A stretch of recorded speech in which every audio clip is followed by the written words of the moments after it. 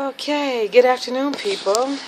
I'm back again, and as usual, I don't know what I'm going to speak on, but here I am. It's a lovely day. It's cold here in this area. I just got through walking to go walk around the corner to bless some friends of mine with what I call a dating game. Well, it's not a dating game. It's uh, dating at home. Dating at home. And so I made some things up for how to date at home instead of having to go out to date. And that means it's free, it's easy. Well, maybe not so easy, but maybe they're not so easy, but they are free, and they will help spice up your marriage. And I started doing this date night at home. That's what it's called. I couldn't think of the name of it, but sorry about this camera. I'm holding it here. It's called Date Night at Home. And, it spices up your relationship, especially when you've been married for a while and you haven't done a lot of things. You're just kind of doing the ordinary humdrum things, or just not even humdrum, just getting kind of like stuck in a rut at doing the same thing over and over, and no spice to your marriage. So some of those things that I put in it's like a little jar, are, kiss for 15 minutes straight. Just kiss. Give each other a massage.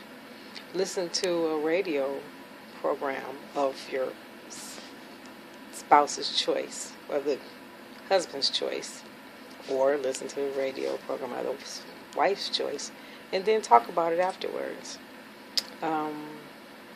Things like make passionate love all night. Things like give each other a massage naked. No sex though. Things like make a dessert together. Things like have role-playing night. Or things like cook dinner together. Clean up the house together. Nude. Light candles together. Turn out all the lights. Light candles together and just talk romance. Now, mind you, all of these things that I put down, you have to be positive. Nothing negative, only love talk. No matter what you're doing. If you're kissing, if you're going to talk afterwards, love talk only. Love talk only. So I just took that to my friend, and hopefully she and her husband will enjoy it. Now, to me, what I'm doing today, besides that, I am, let me pull this down,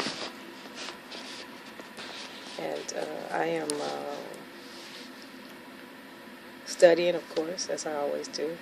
I still am not working like the world says, but I am working on me. I'm working on all my studies. Yesterday I went to the library and I studied, and but not a lot. I did more talking with my girlfriend than studied, and we talked about esoteric type things and how to visualize what you want and how you do it in detail. And you know what, people, I have to say this. Now, sometimes if you have a friend that talks all the time and they hardly let you get a word in, it doesn't feel good, does it? It's not fun. It's not, it doesn't make you feel comfortable. So, I'm saying to you, don't be that type of friend. Be the type of friend who voices your opinion, but also make sure that you allow your friends to voice their opinion without interrupting. Let them get it out. There's no rush for you to have to respond to everything they say. If it's meant for you to say something, try to think about it, hold it in until they're done, If it's meant for you to say it, it'll come to you. So don't be rude. Don't be that type of friend who's not allowing others to speak, because you wouldn't want others to do you that way. So don't you be that way. Be a listener. There's a scripture in the Bible that says, be quick to hear and slow to speak. So listen up and speak when necessary. Don't interrupt. That's rude. Unless you guys are gelling together, where you're communicating together but not interrupting. There's a friend of mine who always says excuse me when he's talking. And you know what? I appreciate that. And, I try to do the same as well. Sometimes, women, we like to talk. We're just talking back and forth. Sometimes you're talking over each other. You don't even know what the other person is saying. That's not cool. But I'm not that type. And if I am, I'm endeavoring.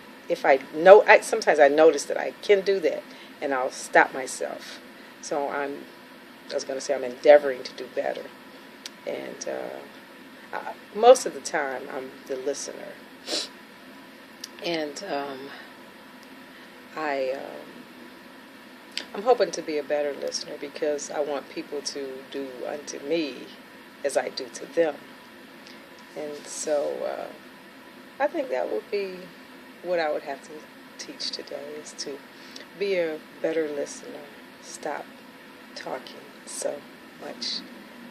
How can you hear what others are saying if you're talking so much? And just calm yourself down and realize you're going to be able to say what you have to say.